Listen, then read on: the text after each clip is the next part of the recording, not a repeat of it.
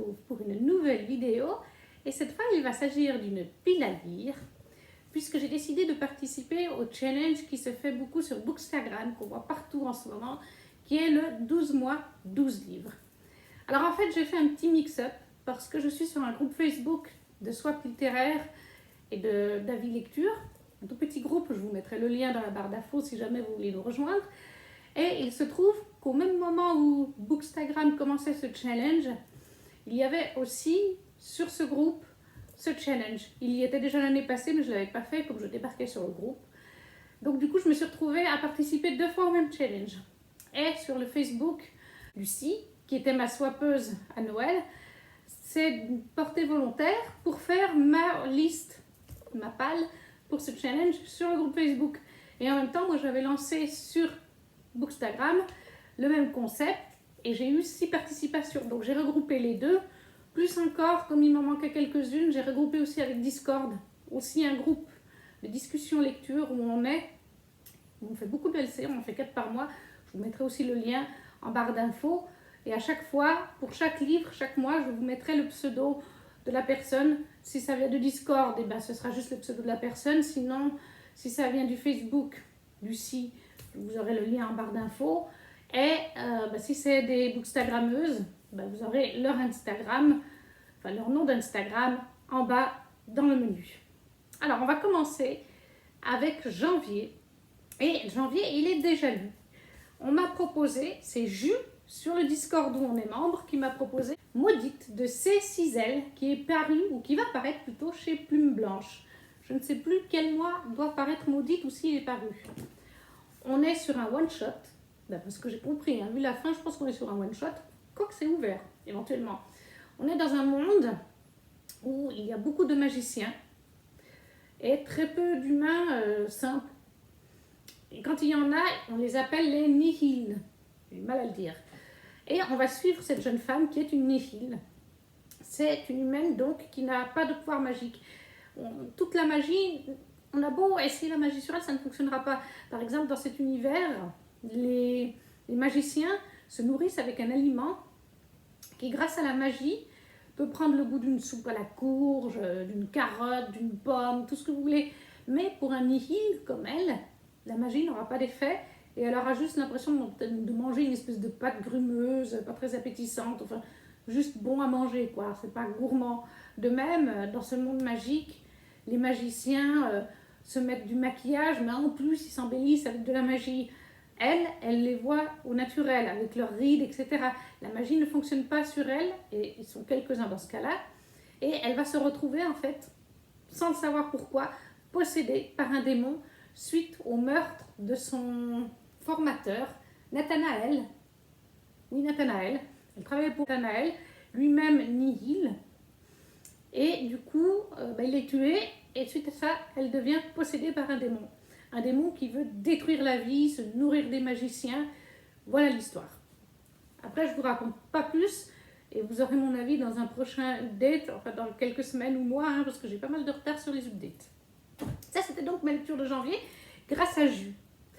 Ensuite, pour février, c'est sur Instagram The Reading Ghost qui m'a proposé Nevernight, le tome 2 de J. Christophe chez De Saxus. Est-ce que j'ai besoin de parler de Nevernight? Je crois qu'on connaît tous Nevernight, non peut-être pas, mais on y suit, pour résumer un petit peu le tome 1, parce que là c'est le tome 2, on suit Mia, une jeune fille qui voulait devenir assassineuse. Et pour ça, lors du tome 1, elle est entrée dans une école d'assassins afin de devenir membre de cette société. Alors, dans le premier tome, on a un côté un petit peu école d'apprentissage qui fait un petit peu penser très légèrement à Harry Potter, dans le sens où vous avez différentes branches de l'assassinat. Vous avez même par exemple la séduction avec une des profs. Et il y avait, je ne sais plus combien d'élèves, une vingtaine, quelque chose comme ça. Et au fur et à mesure de l'année, il y en a qui mouraient. Il y en a qu'on découvrait qu'ils étaient face à des tests qu'ils ne supportaient pas, qu'on découvrait qu'ils auraient cédé face à l'État, au gouvernement s'ils étaient torturés. Donc eux aussi sont éliminés. Et puis après, il y a le test final en fin d'année. Je ne veux pas trop en dire. Mais voilà, Mia veut devenir assassin professionnel pour se venger de la perte de sa famille quand elle était petite fille. J'en dirai pas plus, c'est assez complexe quand même à résumer, mais ça se lit quand même assez facilement. Après, c'est du récit adulte, hein. Attention. J'ai pas précisé non plus que pourquoi j'ai regroupé Lucie, le Discord et Bookstagram, parce que Lucie, comme je n'ai pas une immense palle, il y avait pas mal de lectures que Lucie m'a mis, par chance, mais les autres personnes me les avaient aussi mises. Et il y avait aussi par exemple Lily Black's Readings. Oui, c'est ça. J'ai toujours un peu de mal avec son pseudo. Excuse-moi, il y a quelques jours, je l'avais écorché, j'avais écrit avec un Y, Lily.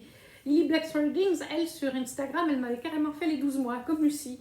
Donc j'ai regroupé, vu que toutes les deux m'ont fait 12 mois, j'ai regroupé avec ce que les autres ont proposé, parce qu'il y avait souvent des choses qui revenaient. Donc c'est pour ça que je ne précise pas si Lucie me l'avait mis aussi ou pas. Elle le saura très bien, et Lily Black's Reading aussi. Pour le mois de mars, je ne l'ai pas encore. Enfin, je l'ai en e-book, mais je veux me l'acheter en physique parce que j'adore la couverture. C'est donc cette fois au Magical World qui m'a choisi cette lecture, que j'ai très envie de faire, et c'est pour ça que je l'ai mise pas très loin dans l'année.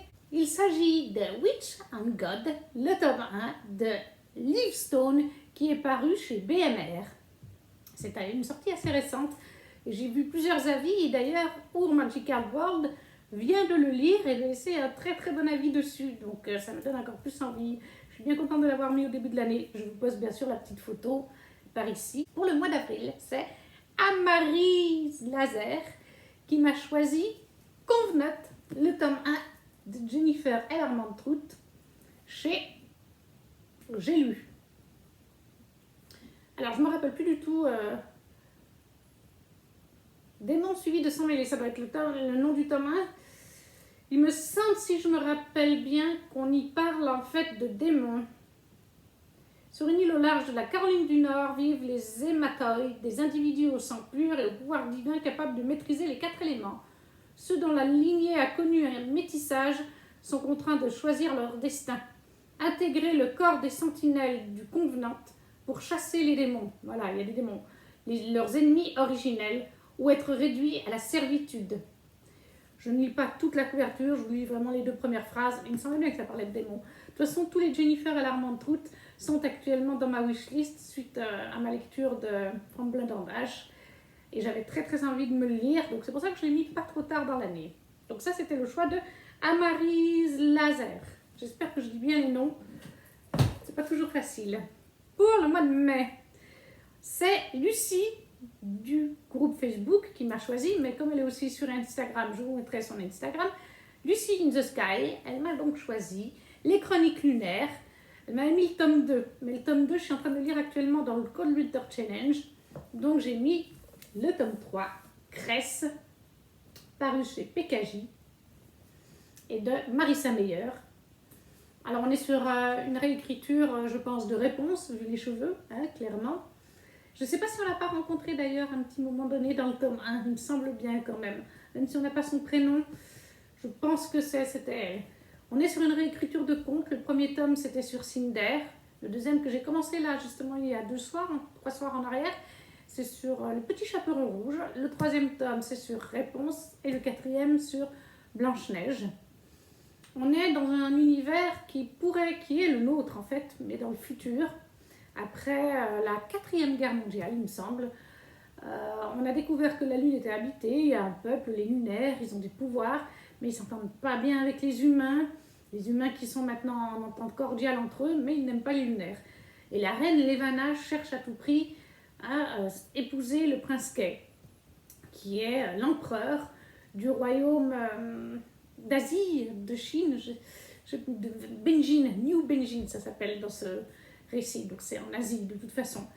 Et lui, il n'en a pas vraiment envie. Et dans le premier tome, on commence avec Cinder, qui va rencontrer le prince Kay, puisqu'à l'époque il est encore prince, il n'est pas encore empereur. Et on sent qu'entre eux, il se passe des choses. Là, moi, j'ai commencé le 2e tome, on est un chapitre sur Cinder, un chapitre sur Scarlett. Je pense qu'à un moment donné, elles vont se rencontrer. Je pense que ça va faire pareil avec Réponse. Enfin, je ne sais pas comment elle s'appelle. Cress, du coup, je pense qu'elle s'appelle Cress. Mais j'aime beaucoup cette saga. Et ça, c'est donc pour le mois de mai, par Lucie in the Sky.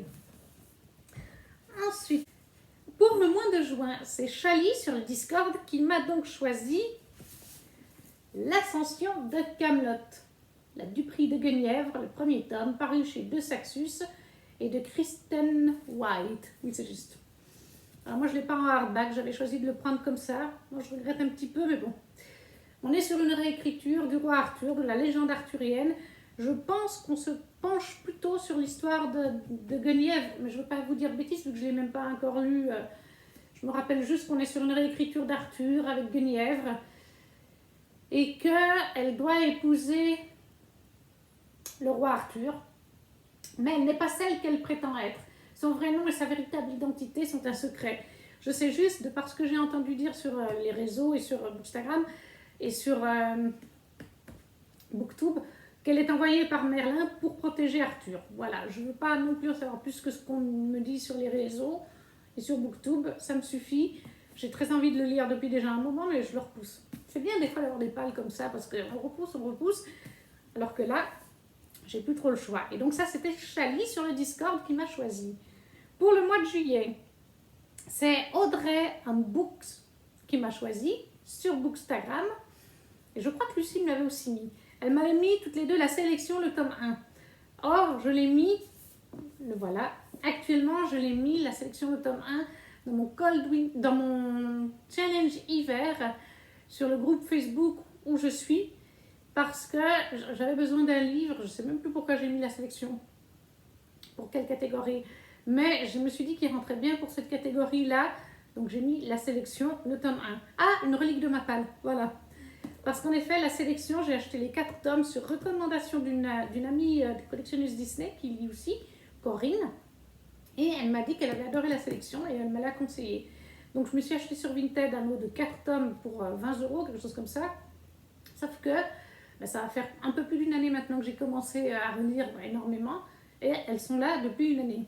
Donc c'est pratiquement les reliques de ma palle, puisque j'ai commencé ma palle en novembre 2020 et que j'ai dû les avoir en décembre ou janvier 2021. Donc la sélection de Kirakas chez Robert Laffont. Oui, Robert Laffont. Je ne connais pas bien la maison d'édition. Donc, franchement, les couvertures sont jolies. Hein. Je trouve ça très joli. J'ai juste peur en fait de ne pas apprécier. Certains points me plaisent et d'autres me plaisent moins. Je sais qu'on va y suivre, juste pour vous dire la phrase d'accroche. Elles étaient 35 candidates. Ah non, je ne vais pas vous dire celle-là. 300 ans ont passé et les États-Unis ont sombré dans l'oubli. De leur ruine est née Yelea, une monarchie de caste. Mais un jeu de télé-réalité pourrait bien changer la donne. Voilà, je sais juste qu'on est sur une histoire avec une télé-réalité moderne aux USA, où il y avait donc 35 participantes, et elles doivent essayer de convaincre le prince Maxon, le roi et la reine, qu'elle sera le mieux pour le trône d'Yela. Et donc on va suivre, qui c'est? America Singer, elle s'appelle, qui va donc faire ce jeu. À voir. Les téléréalités, des fois ça passe avec moi, des fois ça passe pas. C'est pour ça que je redoute un peu de le prendre. Je sais qu'il y a des gens qui ont bien aimé, il y en a d'autres qui ont moins aimé. C'est pour ça qu'ils patientent, mais au bout d'un moment, ben voilà, on l'a sorti, c'est très bien. Ça, c'était donc le choix de Audrey Books. Pour le mois d'août, c'est Lily Black's Reading. Et elle m'a choisi Grisha, le tome 2 de Lake Bardugo, aux éditions Milan, pour cette édition-là. Moi, je voulais dans celle-là. J'ai déjà lu le tome 1, donc on est dans un univers de fantasy complètement inventé, et on y suit Alina, qui pensait être une simple humaine, et au final, elle se découvre avoir des pouvoirs. Et elle a un pouvoir très très rare, de lumière, si je me rappelle bien, qui pourrait aider à vaincre le Darkling, et surtout une espèce de désert, un espèce de désert de fumée avec des créatures à l'intérieur. Je me rappelle plus à 100%, mais je sais qu'il y a une histoire avec une espèce de fumée dans un désert à passer, il y a des créatures à l'intérieur. C'est le Darkling qui a créé ça, et grâce à sa lumière, la lumière, cette sorte de magie, cette sorte de science, la lumière qu'elle possède pourrait aider à enlever cette espèce d'ombre et de créatures qui sont au milieu de ce désert, cet océan de vapeur à passer. Je me rappelle pas à 100%, enfin je me rappelle bien de l'histoire, mais je n'arrive pas à vous décrire. Mais bon, tout le monde connaît le Grishaverse, je crois. J'ai bien aimé le premier tome, mais j'avoue que ça n'a pas été transcendant pour moi. Et j'ai entendu dire que le deuxième tome, certains l'avaient trouvé bof-bof. Donc je redoute un petit peu. Apparemment, Kings of Scars, quelque chose comme ça, est mieux. Bref, le restant du Grishaverse est mieux que la trilogie de base. Mais bon, bah, c'est bien. Lily Blacks me l'a mis, comme ça, bah, ça me force à continuer. Ça, c'était pour le mois d'août. En septembre, toujours de Lily Black's Readings, et aussi de Lucy in the Sky, mais c'est normal qu'elle me l'ait mise, parce que ça faisait partie de notre swap. Elles m'ont toutes les deux mis les larmes rouges. Donc j'ai mis le tome 1.1, parce que c'est des anciennes éditions. C'est donc Lucy in the Sky qui me l'a offert à Noël dans notre swap littéraire, sur le groupe de swap. Et je ne comprenais pas au début, parce que je trouvais le tome 2, le tome 3, je ne trouvais pas le tome 1, c'était une autre édition sur Booknode, et c'est Lucie qui m'a dit, oui mais c'est des vieilles éditions, pour le tome 1, à l'époque c'était 1.1 et 1.2. Et en effet, en cherchant différemment, j'ai trouvé 1.1 et 1.2. Donc là, c'est la première partie du tome 1. On est donc L'Arme Rouge de Georgia Caldera chez J'ai lu. J'ai commencé Georgia Caldera avec Les Brumes de Cendrelune, que j'ai beaucoup aimé. Donc forcément, j'ai envie de lire ces autres livres. Je crois qu'ils sont tous dans ma wishlist, ces autres livres. Donc de toute façon, j'ai vraiment hâte de commencer aussi ça. Et là, on est... Eh bien, on ne nous dit pas. Le temps n'est rien et il est des histoires qui traversent les siècles.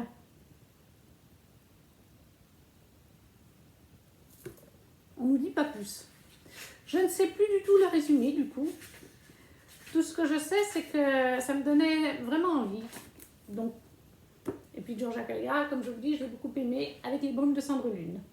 Ça, c'était donc pour le mois de septembre de Lily Black's Readings et Lucy in the Sky. Pour le mois d'octobre, c'est Lucie qui m'a choisi. Je sais que d'autres personnes me l'avaient choisi aussi, hein, parmi les booktubeuses ou sur Discord, mais j'ai mis Lucie puisque c'est elle qui m'en a choisi le plus avec Lily Blacks au mois d'octobre. Vampiria, le tome 1 de Victor Dixon aux éditions Robert Laffont. La couverture est très jolie. Alors ce livre, je l'ai depuis pratiquement une année aussi, hein, qu'on se le dise. C'est aussi une relique de ma palle. C'est pas que j'ai pas envie de le lire, il me fait très envie. Je sais qu'Ali des livres a adoré le premier tome, ça a été un super coup de cœur pour elle. D'autres personnes l'ont lu depuis, l'ont bien aimé, mais c'est vraiment Ali, ça m'a marqué. Elle en a fait une mise en scène là, il y a quelques temps dans un vlog et tout, elle s'est mise en scène en tant que vampire. Enfin, donc ça me donne très envie. Mais je sais que Victor Dixon a prévu je sais plus combien de tomes pour cette saga, je sais pas si c'est pas le 8. Et actuellement, il n'y en a que 2 de sortie. Et j'avoue que j'aime bien commencer des sagas où il y a au moins 3 ou 4 tomes de sortie. Parce que sinon, après, l'attente entre chaque tome, c'est long.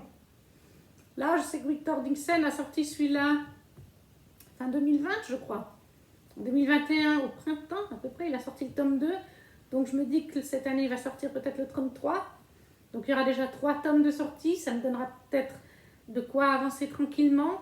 Surtout en le mettant au mois d'octobre, je pense qu'il sera peut-être même déjà sorti le tome 3. Là, on est sur... le concept, c'est notre planète. Hein, on est chez nous. Sauf que, à l'époque du roi Louis XIV, vu que c'est le roi Louis XIV, hein, le roi Soleil a été transformé en vampire au lieu de mourir. Et il a transformé toute sa cour, tous ses proches, les nobles, en vampires. Mais je crois que le récit en lui-même se passe par contre de nos jours, ou très proche de nos jours, où on est donc dans un royaume de France qui est gouverné par des vampires. Et je crois d'ailleurs que toute l'Europe est gouvernée par des vampires. Mais je ne veux pas dire de bêtises. En tout cas pour la France, c'est le cas. Et vous avez le peuple d'humains comme nous, et vous avez les nobles et le roi, des vampires. Et si j'ai bien compris, entre autres, les impôts, c'est pas de l'argent, c'est de donner régulièrement un petit peu de son sang pour nourrir les vampires. Et on va suivre une jeune femme qui veut entrer dans l'école, qui permet de former des gens, si je me rappelle bien de mémoire, parce qu'il n'y a rien de marqué là. Et puis, j'ai pas vraiment envie de lire tous les résumés. Le résumé, voilà. Ouais, on va lire le petit résumé maintenant. 3 siècles plus tard, Jeanne est arrachée à sa famille de roturiers et catapultée à l'école formant les jeunes nobles avant leur entrée à la cour. Entre les intrigues des morts-vivants du palais les trahisons des autres élèves et les abominations grouillant sous les ors de Versailles, combien de temps Jane survivra-t-elle?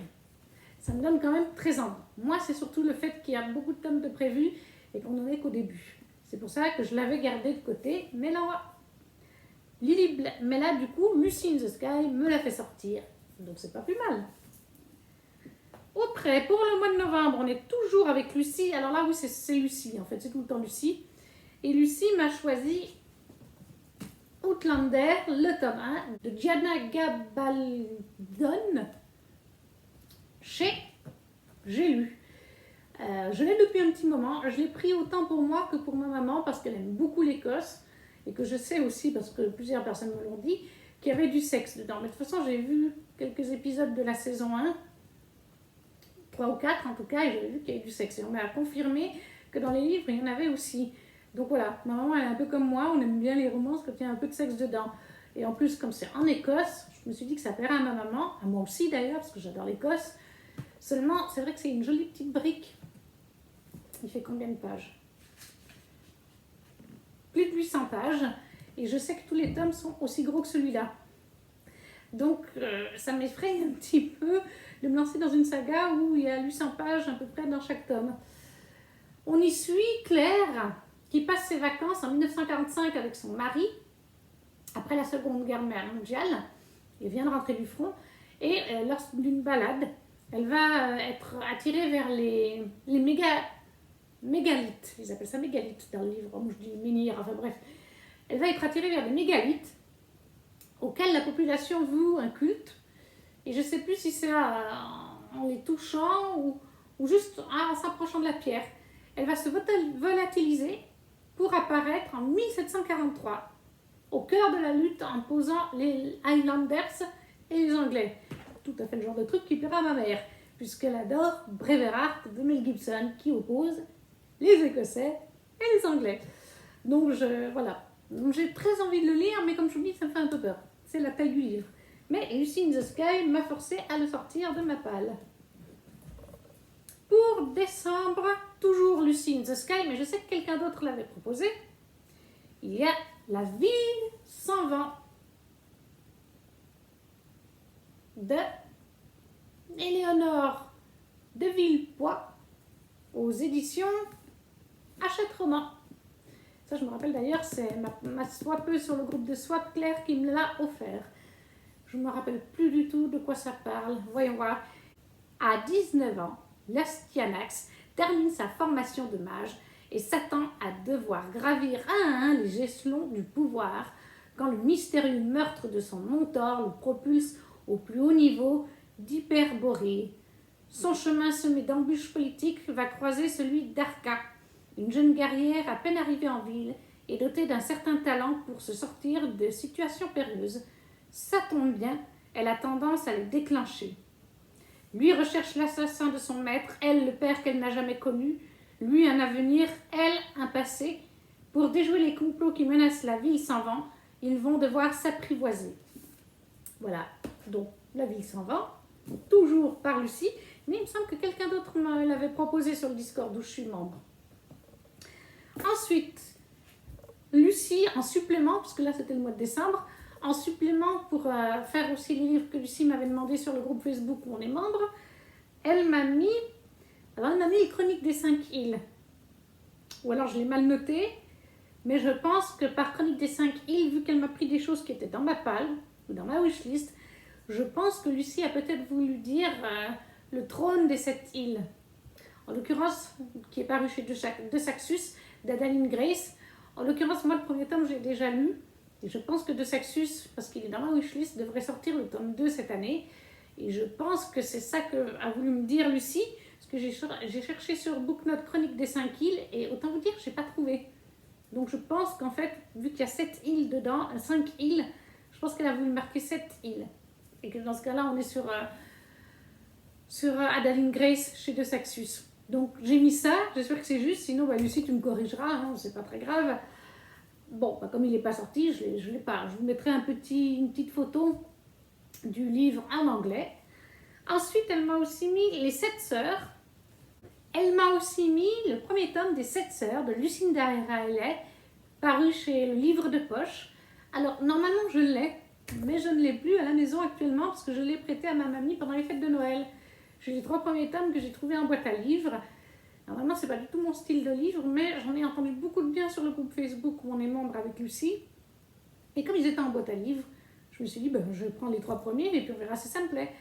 Mais en l'occurrence, là, avant de faire la palle pour ce challenge que Lucie m'a fait, je les avais prêtés à ma mamie, donc au milieu de l'année à peu près, en tout cas au mois de mai, on va pas se revoir. Donc je ne sais pas quand je le lirai dans cette année. Ces 3-là, de toute façon, c'est des suppléments, je les lirai à certains mois en supplément, quoi, voilà.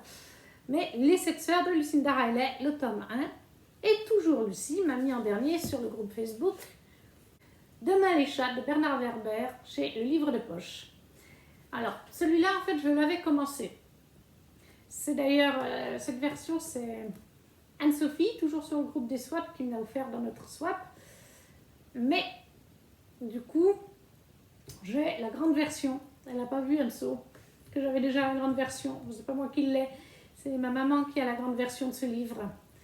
Parce qu'en l'occurrence, ma maman, en 2014 à peu près, 2013-2014, elle a commencé à lire du Bernard Werber sur le conseil d'une personne qu'on connaît. Et elle s'est enchaînée les Tanatano, Demain les chats. Elle a lu pratiquement 80% des livres de Bernard Werber en 1 an et demi, même pas. Elle s'est les enchaînée les uns sur les autres. Et du coup, elle a lu Demain les chats. Moi, je l'avais commencé quand j'étais blessée et que je devais dormir avec elle parce que je ne pouvais plus aller dans mon lit à mezzanine. Je l'avais commencé, mais elle m'a un peu spoilé la fin. Et du coup la fin, c'était vraiment un peu... c'est du Bernard Werber, en fait. C'est un peu particulier comme genre, quoi. Mais voilà, du coup, Demain les chats, Lucie me l'a mis, donc je vais retenter de le lire. On verra bien si ça passe. En plus, il n'est pas très gros. On verra.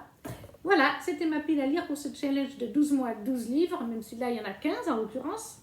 J'espère que cette vidéo vous a plu, que vous avez pu peut-être découvrir des livres. Si vous en avez lu certains, ou qui sont sur votre wishlist, ou votre pal tout court, vous pouvez m'en parler, n'hésitez pas.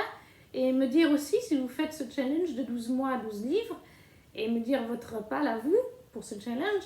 J'adore papoter avec vous en commentaire. N'hésitez pas non plus à liker la vidéo, à la partager, ça fait toujours plaisir pour les petits contenus comme moi. Et sur ce, on se retrouve très vite. Ciao, ciao!